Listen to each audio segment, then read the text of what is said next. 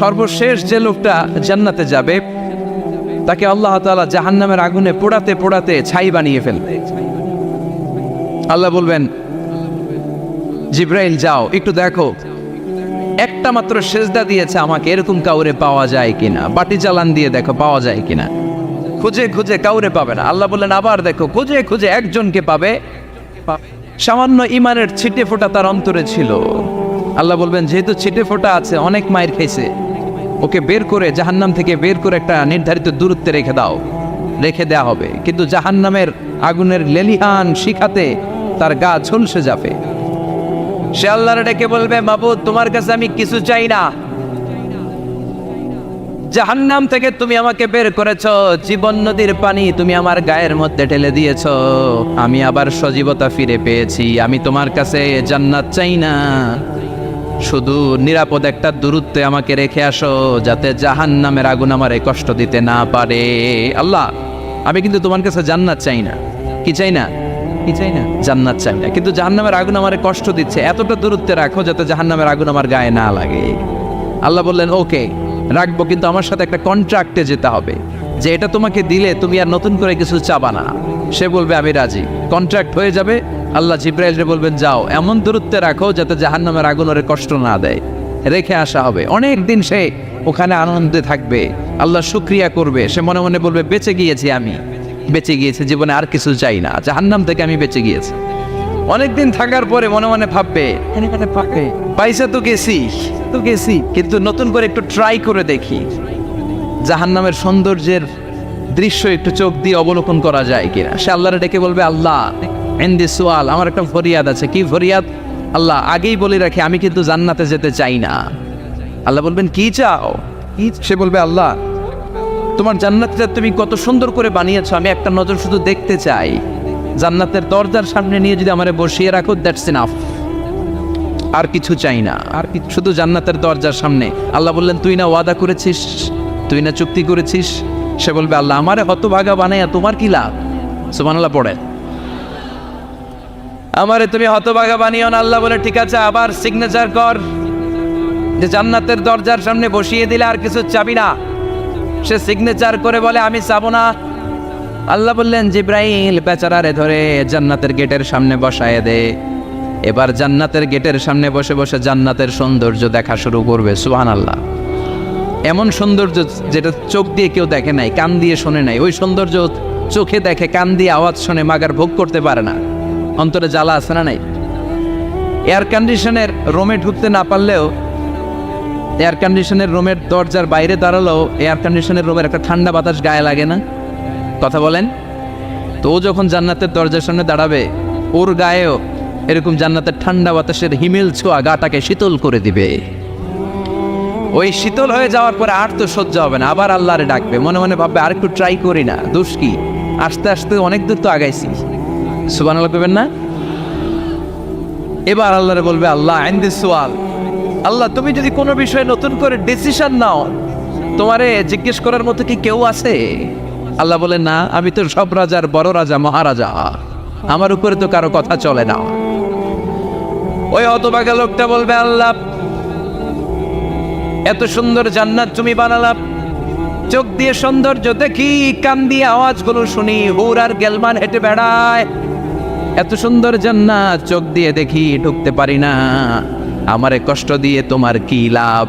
ও আল্লাহ আমারে তুমি মাফ করে দাও, জান্নাতের চিবার মধ্যে এক কর্নারে তুমি একটু আমারে জায়গা করে দাও। আল্লাহ বলবেন ওয়াই হাক ইবনা আদম, তোর ধ্বংস হোক হে আদম জাত, মা আগতারাকা, তোর চেয়ে বড় গাদ্দার আমি আমার সৃষ্টিকুলে কাউরে দেখি নাই, কারণ তুই আমার সাথে চুক্তি করিস আর চুক্তি ভঙ্গ করিস। আল্লাহর রহমতের দরিয়ায় তখন জোশ খেলে যাবে, ওর আকুতি মিনতি চাহনি আল্লাহর রহমতের দরিয়ার মধ্যে জোশ লাগিয়ে দিবে। আল্লাহর দয়া হয়ে যাবে, মায়া হয়ে যাবে। আল্লাহ বলবেন ঠিক আছে জান্নাতে যা। লোকটা এবার এক দৌড়ে জান্নাতের ভিতরে ঢুকে যাবে। লোকটার দৌড় দেখে আবার লোকটারে আল্লাহ ডেকে বলবে একটু দাঁড়া, একটু দাঁড়া, জান্নাত তো দিছি, তো দৌড় দিলি কেন? সুবহানাল্লাহ করবেন না? লোকটি বলবে আল্লাহ প্ল্যান তো আমি কম করি নাই, এত চেষ্টার ফলে আমি আসতে পারছি, আবার যদি তুমি বাইর করে দাও, এই জন্য একদম এমন চিপার মধ্যে লুকাবো যাতে তুমি আমার না দেখো। আবার আল্লাহর রহমতের দরিয়ায় জোশ খেলে যাবে, আল্লাহ কাছে ডাকবে, কাছে আয়, ও গোলাম তোর কি মনে চায় আমারে বল, আজকে তুই চাইতে থাক, আমি দিতে দিতে তোর মনের সব আশা পূরণ করে দেব।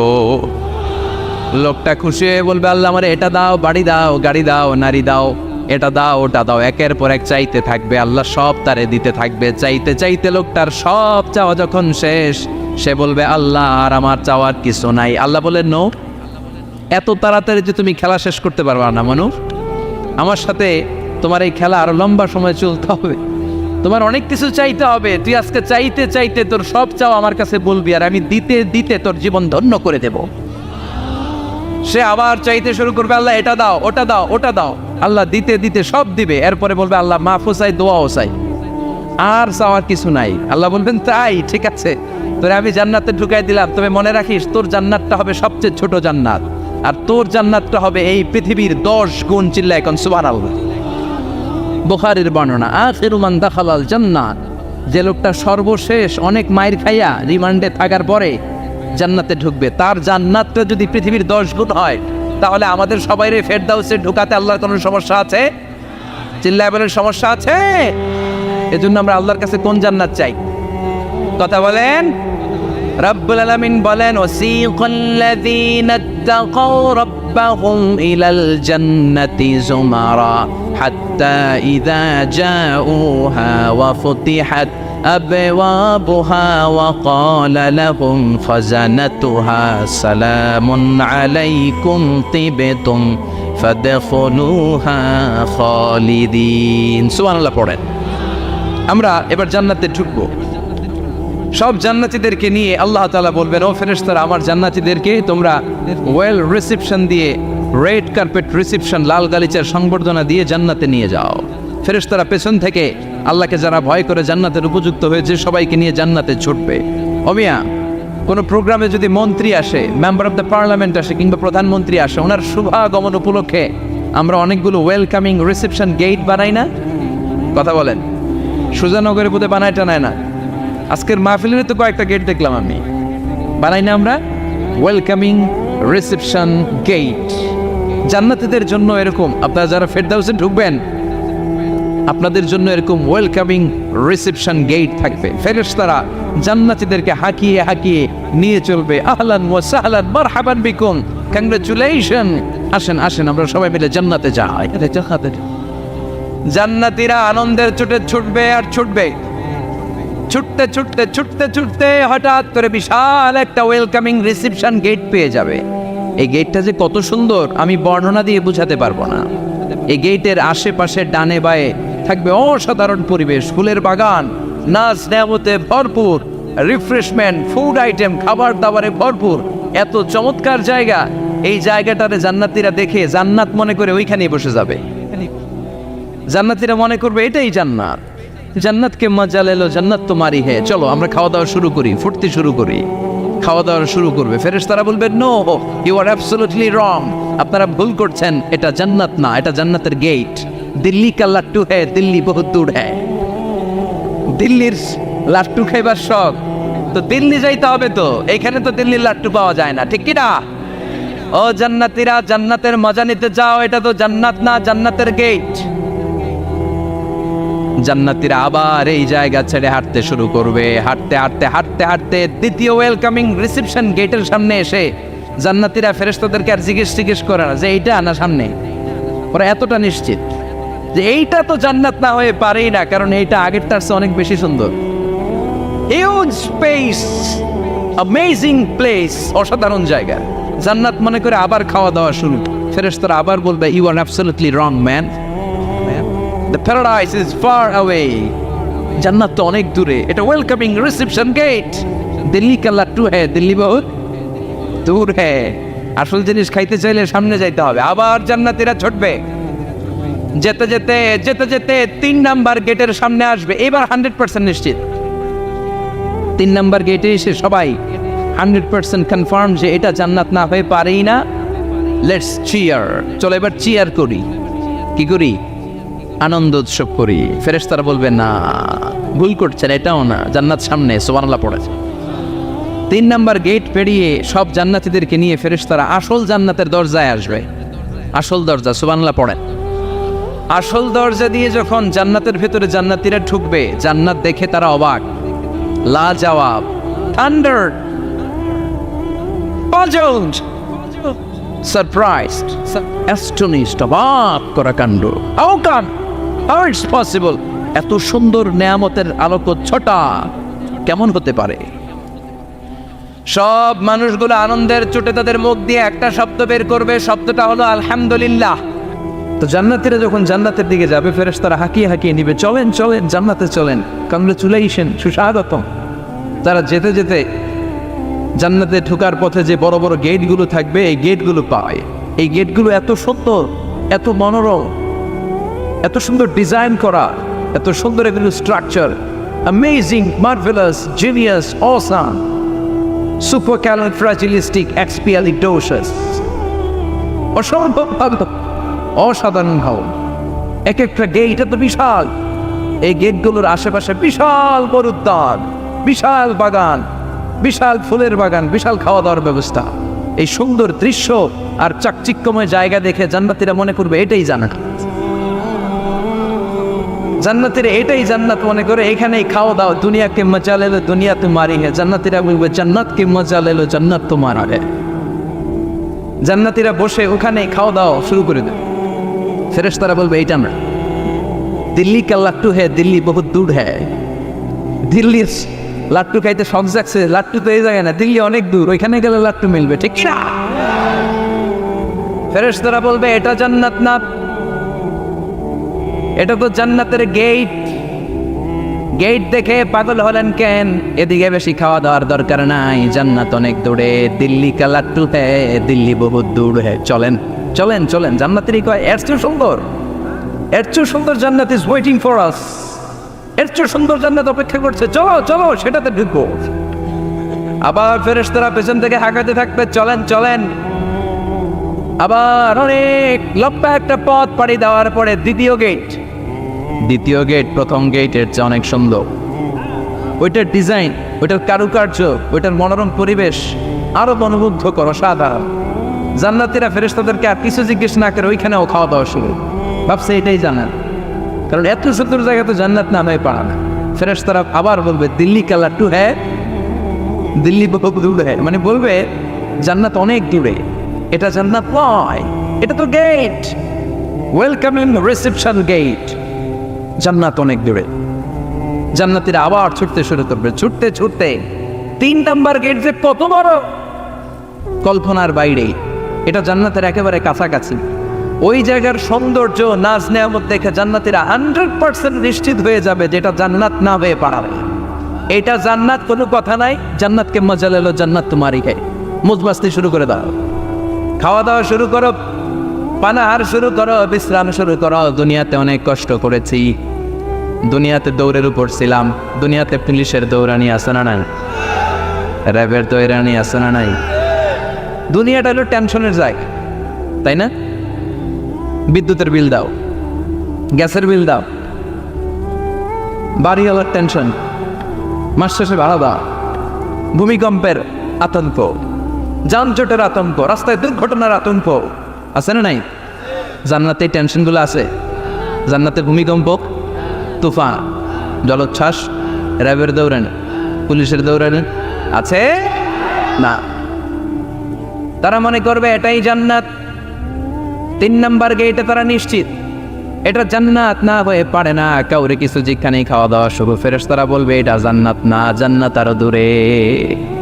সুবহানাল্লাহ।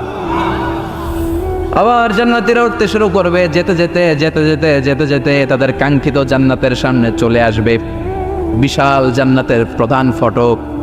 এই ফটক দিয়ে সব জান্নাতীরা, কয়েক কোটি জান্নাতি এক ধাক্কায় ঢুকে যাবে। মা বাইনা মক্কা তাও হাজার, মক্কা থেকে বাহরাইন শহরের হাজার পর্যন্ত যত এরিয়া, কয়েক হাজার কিলোমিটার, একটা গেট। এরকম কয় গেট আছে? 8টা। সুবহানাল্লাহ পড়ো। কোটি কোটি জান্নাতীরা এক ধাক্কায় ঢুকবে। এক ধাক্কায় ঢোকার পরে জান্নাতের নাজ নেয়ামত দেখে সব জান্নাতীরা shocked. Thunder, puzzled, astonished, surprised. মুখ দিয়ে কোনো আওয়াজ নাই, খেয়ে যাবে, এত সুন্দর হয় কি করে? সব জান্নাতীরা মনের অজান্তে মুখ দিয়ে একটা শব্দ উচ্চারণ করবে, শব্দটা হলো আলহামদুলিল্লাহ। وقالوا الحمد لله الذي أورثنا الأرض نتبوأ من الجنة حيث نشاء فنعم أجر العاملين। প্রশংসা ওই আল্লাহর যে আল্লাহ জান্নাতের মধ্যে আমাদের জন্য এত সুন্দর বাসস্থানের ব্যবস্থা করে দিয়েছে। দুনিয়াতেও মুমিনরা ভালো কিছু পাইলে কি করতো? তো জান্নাতে যে এটা ভুলে যাবে?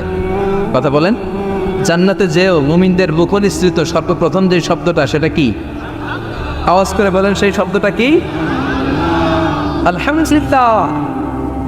আলহামদুলিল্লাহ বলে তারা আল্লাহ শুকরিয়া করবে, ডানে বায়ে নজর করবে, দেখবে বিশাল বড় বড় পালঙ্ক, খাট, ফুলসজ্জা, সিংহাসন, সোফা সেটের সারি, ফিহা সুরুরুন মারফুআতুন ওয়া আকওয়াবুন মাওদুআতুন ওয়া নামারিকু মাসফুফাতুন ওয়া যারাবিয়্যু মাবসুসা। সুবহানাল্লাহ পড়েন।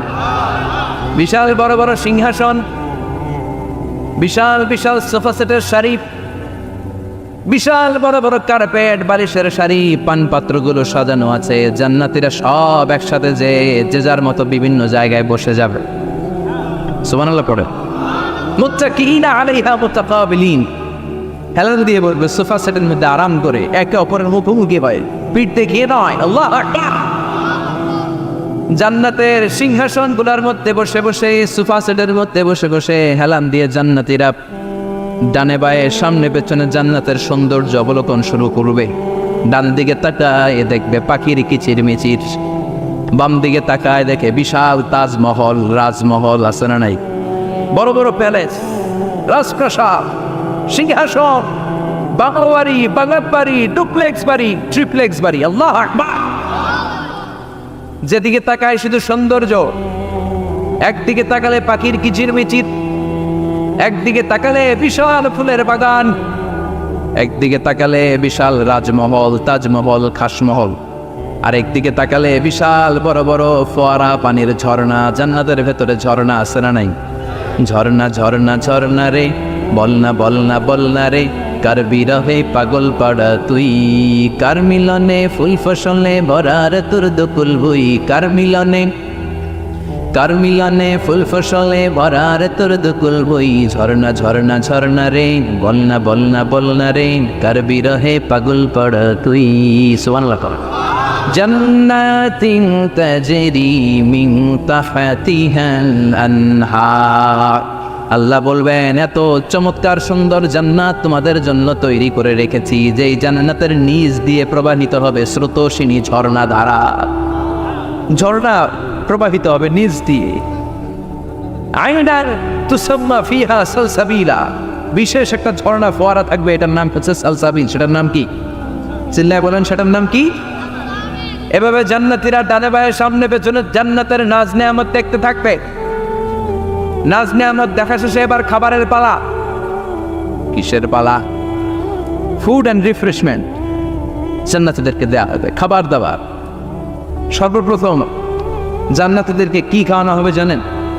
বুখারীর বর্ণনা, আউয়ালু মা ইয়াকুলু বিহি আহলুল জান্নাহ ফাজিয়াদাতু কাবিদিল হুত।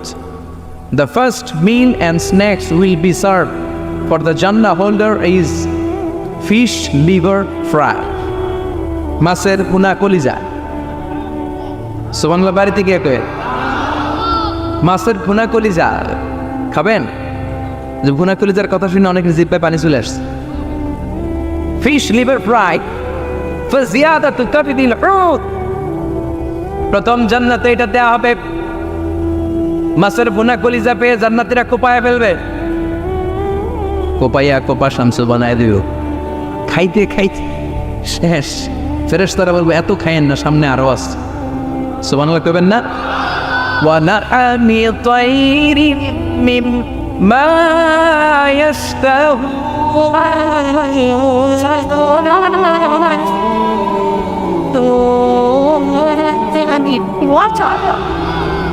ওয়া লাহমি তায়রিম মিম্মা ইশতাহুন। মাছের ভুনা কলিজা দেওয়ার পরে জান্নাতীদের সামনে ট্রেতে করে ফেরেশতারা পাখির ভুনা গোশত নিয়ে আসবে। পাখির ভুনা গোশত খান, খেতে থাকবে। উকুলুহা দাইম, 24 আওয়ার সার্ভিস। জান্নাতের ভেতরে বিশাল বানকিউট হলের ভেতরে এই পার্টি হবে, নয়শো ভোজ, বারবিকিউ ডিনার, বড় বড় পার্টি হবে, খাওয়া দাওয়া শুরু হবে। এবার কলিজা থুইয়া জান্নাতীরা আত্মপানা শুরু করবে পাখির গুণাগস্ত। সুবহানাল্লাহ পড়েন। একটার চেয়ে আরেকটা সুস্বাদু। বাফেট ডিনার বা বুফে ডিনার নাম শুনছেন না? 5 স্টার 7 স্টার হোটেলের ভেতরে আপনাকে কেউ সার্ভ করবে না, প্রায় 30-40 পদের খাবার একসাথে রেখে দেয়া। এটার বলে বাফেট ডিনার।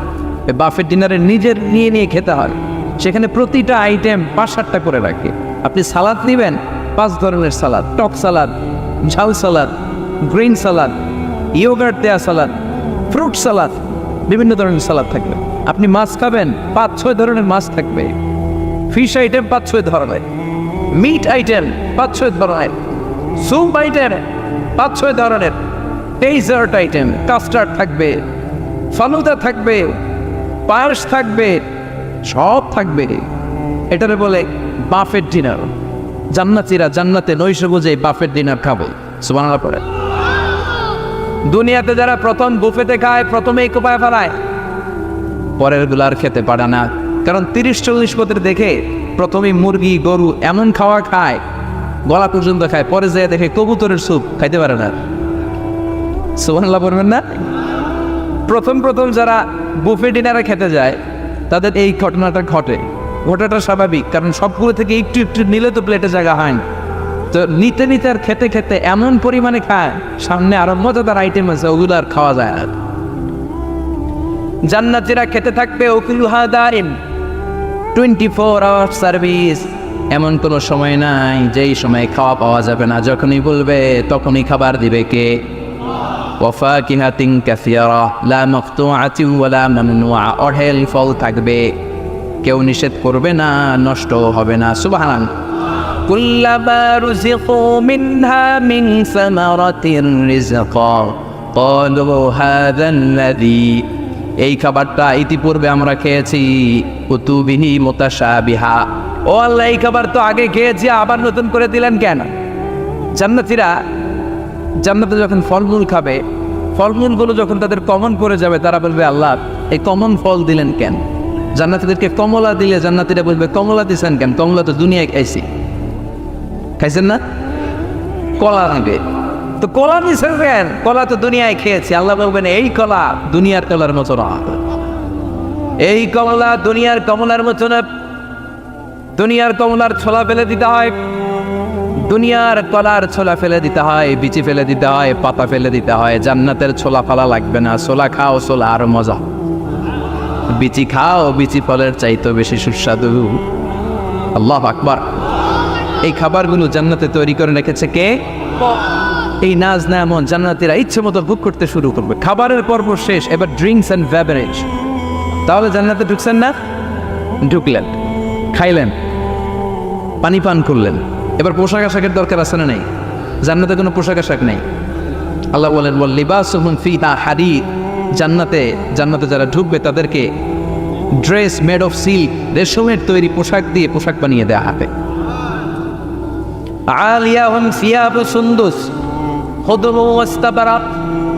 জান্নাতীদের পোশাক হবে সবুজ কালারের, মিহি সবুজ কালারের রেশমের কাপড় দিয়ে তাদেরকে জামা বানিয়ে দেওয়া হবে। The dress will be fine green silk dress with a gold embroidery. সবুজ মিহি সিল্কের রেশমি কাপড় দিয়ে ড্রেস আপ করা হবে, যেটার মধ্যে স্বর্ণ দিয়ে এমব্রয়ডারি করা ডিজাইন থাকবে। আল্লাহু আকবার।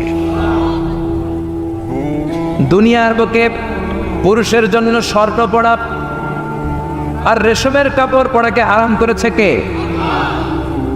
কিন্তু জান্নাতে পুরুষ জাতির জন্য রেশমের কাপড় আর স্বর্ণ ব্যবহারকে হালাল করবে কে? দুনিয়ায় যারা অপেক্ষা করবে, জান্নাতে তারা সেটা পাবে। ইউহাল্লাউনা ফিহা আসাইওয়ারা মিন যাহাব। দুনিয়ার বুকে ছেলেদেরকে ব্রেসলেট পরতে নিষেধ করেছে বিশ্বনবী, কিন্তু জান্নাতে ঢোকার সময় প্রতিটা জান্নাতি পুরুষকে স্বর্ণের ব্রেসলেট পরিয়ে পরিয়ে জান্নাতে ঢোকানো হবে। স্বর্ণের কঙ্কন থাকবে, স্বর্ণের চুড়ি, স্বর্ণের ব্রেসলেট শোভা পাবে প্রতিটি জান্নাতি পুরুষের হাতে। চিৎকার করে পড়েন আল্লাহু আকবার। তার মানে খাবার খাইলেন, পান করলেন, চমৎকার পোশাক পরলেন, এবার একটা ঘোরাঘুরির দরকার আছে না নাই? যাইবেন, ঘুরতে যাইবেন জান্নাতে? চলেন জান্নাতের শপিং মল থেকে একটু শপিং করে আসি। হুজুর জান্নাতের ভিতরে আবার শপিং মল থাকবে কেন? প্রশ্ন আসতে পারে না? সহিহ মুসলিমের বর্ণনা, ইন্না ফিল জান্নাতি লা সুকান, জান্নাতের ভেতরে বিশাল এক শপিং মল থাকবে। এটা বলে আমাদের বসুন্ধরা শপিং কমপ্লেক্সের মতো হবে, যমুনা ফিউচার পার্ক। দুবাইতে যে একটা আছে বিশাল শপিং মল, মালয়েশিয়ার মিড ভ্যালি, এগুলোর মতো হবে মনে হয়। কত বিশাল যে শপিং মল হবে। সহিহ মুসলিমের বর্ণনা, প্রতি শুক্রবারে ডানে বায়ে সামনে পেছনে সব জায়গা থেকে বন বন করে মৌমাছির মতো জান্নাতীরা ওই শপিং মলে শপিং করতে আসবে। ইচ্ছে মতো দেদারসের পোশাক কিনবে, ইচ্ছে মতো শপিং করবে, টাকা দেয়া লাগবে না, ক্রেডিট কার্ড লাগবে না। সুবহানাল্লাহ পড়েন। ইচ্ছে মতো শপিং কিনবেন। দুনিয়াতে একটু কষ্ট করে হালাল উপার্জন করে খেয়ে যান। আল কানাআতু মিনাল ইসলাম, অল্পে খেয়ে তুষ্ট থাকা আর আল্লাহ শুকরিয়া করা, এটার নামে ইসলাম। অল্প খাও, অল্প পড়ো, অল্প জমাও, অল্পের ভেতরে বরকত ঢুকাই দিছে কে? অনেকে দেখবেন অনেক খাই খাই নাই নাই করে, এটা যাদের স্বভাব তাদের কখনো বরকত হয় না। অল্প খাবেন, অল্প পড়বেন, আর হালালের সাথে সম্পর্ক করবেন। আল্লাহুম্মা কফিনি বিহালালিকা আন হারামিক ওয়া আগনিনি বিফাদলিকা আম্মান সিওয়াক। বিষ্ণুনবী দোয়া করতেন, আল্লাহ হালালকে আমার জন্য যথেষ্ট করেন, হারাম থেকে আমার বাঁচিয়ে রাখেন। পড়েন আমিন। হালাল অল্প হলেও হালালে বরকত আছে না নাই? হারাম বেশি হলেও এটাতে কোনো বরকত নাই, ঠিক কিনা? বলেন তো, গরু খাওয়া হালাল না হারাম? কথা বলেন। কুকুর খাওয়া হারাম। প্রতিদিন কসাই খানাতে এরা কি কুকুর জবাই করে না গরু? গরু জবাই করে। কুরবানির ঈদে কি দিয়ে কুরবানি দেন? গরু। আচ্ছা, জবাই হয় বেশি গরু, খাই বেশি গরু, কুকুর খাই না। গরু বা গাভী বছরে বাচ্চা দেয় কয়টা? একটা। কুকুর দেয় কয়টা? 7টা 8টা, হিসাব নাই, কোনো ফ্যামিলি প্ল্যানিং নাই। তে দেদা আসছে দিচ্ছে তো গাভী বাচ্চা দিল কম, কুকুরই বাচ্চা দিল বেশি। কুকুর কুকুরই খাই না, গরু গাভী কুপায়া খায়। এরপরও সারা বাংলাদেশের 56,000 বর্গমাইলের ভেতরে বলে তো গরু বেশি না কুকুর বেশি? এত খাইলাম, এত জবাই দিলাম, বাচ্চাও দিল কম, এরপরেও নাকি গরু বেশি। কারণ গরু খাওয়া হালাল, আর ঢুকাই দিয়েছে কে? এজন্য হালাল খাবেন। জিহাদের ময়দানে যে সাহাবা সর্বপ্রথম তীর মেরেছেন, সাদ বিন আবি ওয়াক্কাস, বিশ্বনবীরে বললেন, নবী উদউ আল্লাহ আইয়াজআলানি মুস্তাজাবাদ দাওয়া। ও নবী, আপনি আল্লাহর কাছে আমার জন্য দোয়া করে দেন, আল্লাহ যেন আমারে মুস্তাজাবুদ দাওয়া বানিয়ে নেয়। মুস্তাজাবুদ দাওয়া মানে এমন মানুষ দোয়া করার সাথে সাথেই তার দোয়া কবুল করে কে? বিশ্বনবী বললেন, ও সাদ, মুস্তাজাবুদ দাওয়া হওয়ার জন্য আমি স্পেশালভাবে তোর জন্য দোয়া করার কোনো দরকার নাই। একটা টিপস তোরে আজকে আমি শিখাইয়ে দেই, এই টিপসটা মেনে চললে তুই মুস্তাজাবুদ দাওয়া হয়ে যাবি। সাদ বলল, টিপসটা কি নবী? তাড়াতাড়ি বলেন। বিশ্বনবী বললেন, আতিম্মা তাআমাকা তাকুন মুস্তাজাবাদ দাওয়া। ও সাদ, যেইটা খাবি গলা দিয়ে, যেইটা নামাবি, যেই খাবারটা ভিতরে ঢুকাবি, ওই খাবারটা যেন হালাল হয়। হালাল খাবার যদি দেহের মধ্যে ঢুকাতে পারিস রে সাদ, হালাল ভক্ষণকারী হওয়া মাত্রই তুই মুস্তাজাবুদ দাওয়া হয়ে যাবি। এজন্য হালাল খেতে হবে। হালালে বরকত, হারামে কোনো বরকত নাই। জান্নাতে বিশাল শপিং মল থাকবে। এগুলো পৃথিবীর সিঙ্গাপুর, আমেরিকা, দুবাই, মালয়েশিয়া, ওই সমস্ত দেশে যে বিশাল শপিং মল, সুপার শপ, এগুলির মতো নয়। বিশাল আকৃতির শপিং মল, যেগুলির সাথে দুনিয়ার কোনো শপিং মলের তুলনাই হতে পারে না। চিল্লা এখন ঠিক কিনা? এবার জান্নাতের আবহাওয়া সম্পর্কে জানি। প্রশ্ন জাগে না, জান্নাতের আবহাওয়াটা কেমন হবে? প্রচন্ড রোদ হবে না, বৃষ্টি হবে না, তুফান হবে? প্রচন্ড যদি রোদের তীব্র প্রখর থাকে, ওইটাও সহ্য হয় না, ঠিক কিনা? আবার ঠান্ডা হলেও সহ্য হয় না। এজন্য আল্লাহ বললেন, এমন নাতিশীতোষ্ণ পরিবেশ রাখবো, লা ইয়ারাউনা ফিহা শামসাও ওয়ালা জামহারিরা। জান্নাতের ভেতরে জান্নাতীরা সূর্যের প্রচন্ড তীব্রতাও পাবে না, আবার শীতের কারণে কষ্টও পাবে না। দুইয়ের মাঝামাঝি চমৎকার আনন্দ ঘন নাতিশীতোষ্ণ একটা পরিবেশ আমি জান্নাতে করে দিয়েছি। ইয়াত্তাবিউনা ইল্লা যান ওয়া ইন্না যান্না লা ইউগনি মিনাল হাক্কি শাইআ। কিছু লোক আছে এরা আন্দাজ নির্ভর কথা বলে, আর আন্দাজ কখনো সত্যের বিকল্প হতে পারে। আজ থেকে আন্দাজে কথা আমরা বাদ দিয়ে দিব। রাজি? একমত না দ্বিমত? আওয়াজ করে বলেন, একমত না দ্বিমত? খবরদার আন্দাজ করবেন না। যদি আন্দাজ করেন ভালো আন্দাজ করবেন। আন্দাজ করলে কি আন্দাজ করবেন? ভালো আন্দাজ। Come back positive, not go back negative. কোনো নেগেটিভ আন্দাজ আমরা করতে চাই না। ভাবলে পজিটিভ ভাবনা, অনুমান করলে পজিটিভ। কিছু লোক আছে খালি নেগেটিভ।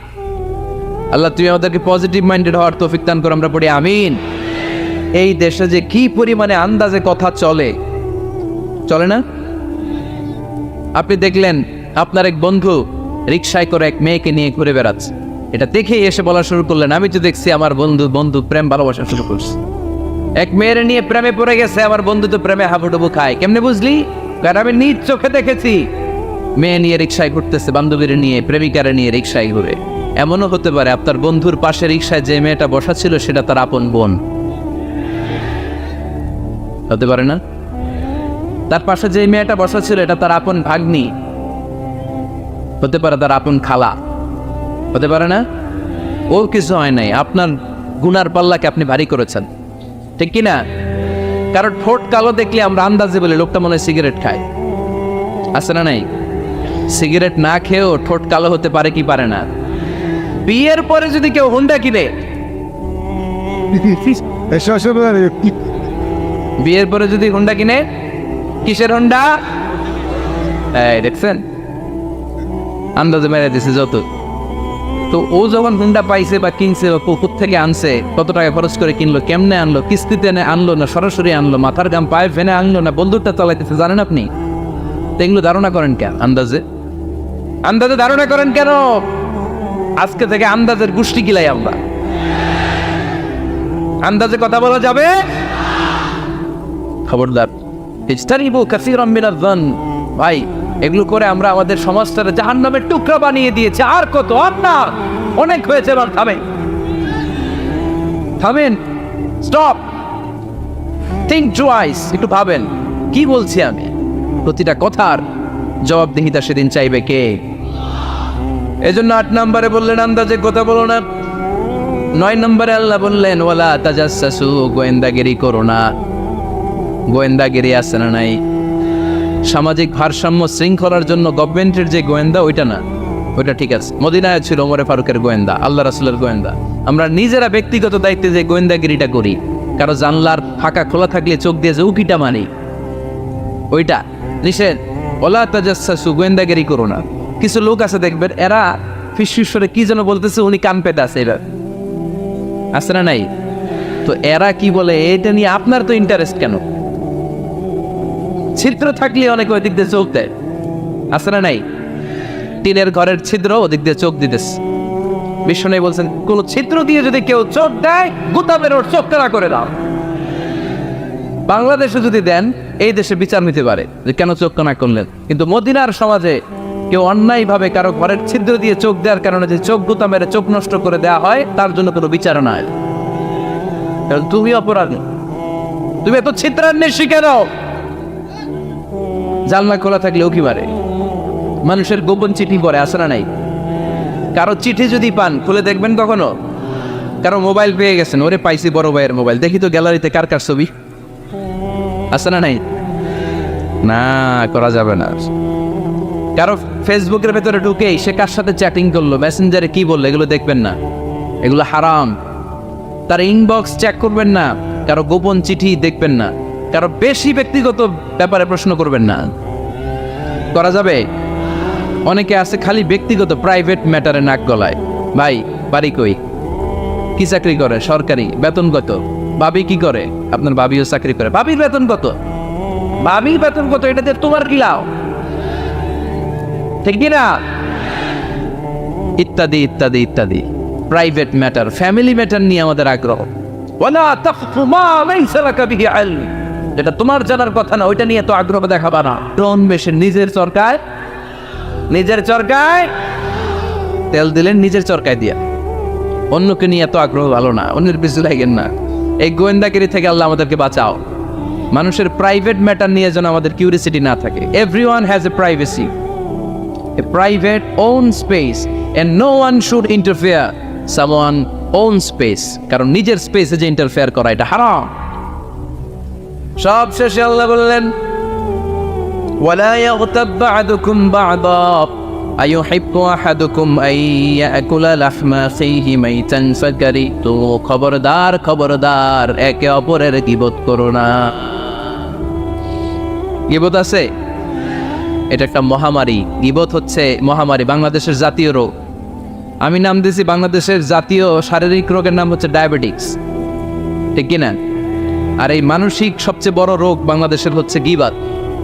এটা হুজুর থেকে আরম্ভ করে, আলেম থেকে শুরু করে, সাধারণ মানুষ থেকে শুরু করে, নেতা নেত্রী থেকে শুরু করে 17 কোটি মানুষ খুব মজা পায়, রসগোল্লার চেয়ে মজা। আপনার ইবাদতগুলো দিয়ে দিচ্ছেন সবার জন্য। যার ব্যাপারে আপনি গীবত করতেছেন, আপনার হজ কষ্ট করে মিনায় ধাক্কাধাক্কি করে যে হজটা করছেন, ধাক্কাধাক্কি করে হাজরা আসওয়াদের চুল্লুটা দিয়েছেন, আরাফাতের ময়দানে চোখের পানি যে কান্নাটা করেছেন, এই সব সবগুলো আপনি তার আমলনামায় তুলে দিয়েছেন। তার ব্যাপারে গীবত করে, চগলখড়ি করে, তার কথা আরেকজনের কাছে লাগিয়ে, ওর কথা আরেকজনের কাছে লাগিয়ে, এই যে সমাজে গিরিঙ্গি লাগালেন আপনি, এই যে সামাজিক ভারসাম্য রক্ষা করলেন, আপনার সব ইবাদতগুলো আল্লাহ ভাগ করে ওদের আমলনামায় তুলে দিয়েছে। খবরদার, মরা ভাইয়ের গোশত খাওয়ার চেয়ে বড় অপরাধ। এই দেশে হালাল সিস্টেমে অনেকে গীবত করে এইভাবে। আমি আপনাদেরকে দেখাই, কথা শুরু করবে এইভাবে। কি যে অবস্থা সমাজের, বলাও যায় না, বললে তো গীবত হয়ে যায়, না বলেও পারি না, তাই না? এরকম বলে না অনেকে? বললে তো কি হয়ে যায়? হ্যাঁ, বললে যদি গীবত হয়ে যায় তাহলে স্টপ। এতটুকু যেহেতু বুঝেন যে বললে গীবত হয়ে যায়, তখন স্টপ। আওয়াজ করে বলেন, তখন স্টপ।